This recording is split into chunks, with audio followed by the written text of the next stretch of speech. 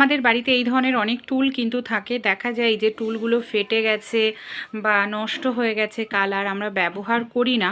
তাই এই ধরনের টুল দিয়েই কিন্তু আমরা খুব সুন্দর একটি জিনিস ব্যবহার করতে পারি। যে টুলটা নষ্ট হয়ে গেছে, ফেটে গেছে, সেটাও কিন্তু আমাদের কাজে লেগে যাবে।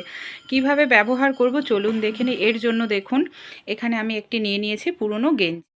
সবার প্রথমে কি করব, এই দেখুন টুলটাকে আমি এইভাবে উল্টো করে নিলাম।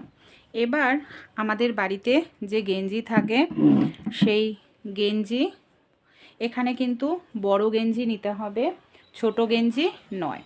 আমরা টুলের ভেতরে এইভাবে গেঞ্জিটাকে ভালো করে পরিয়ে দেব। আর গেঞ্জির যে হাতাটা আছে সেটাকে আমরা এই যে ভেতরের দিকটায় দেখুন ঢুকিয়ে দেব। এইভাবে গেঞ্জিটাকে পরিয়ে নিলাম। এবার আমরা গেঞ্জিটাকে এইভাবে ভেতরের দিকে তুলব। দেখুন হাতাটাকে ঢুকিয়ে দিচ্ছি দু সাইডেরই, এইভাবে ভেতরের দিকে তুলে নিতে হবে। দেখুন কোনোভাবেই বোঝা যাচ্ছে না। আর যে সাইডের হাতা থাকবে এইভাবে আপনারা হাতাটা ভেতরের দিকে ঢুকিয়ে দিন। এখানে যে আমরা পুরনো একটি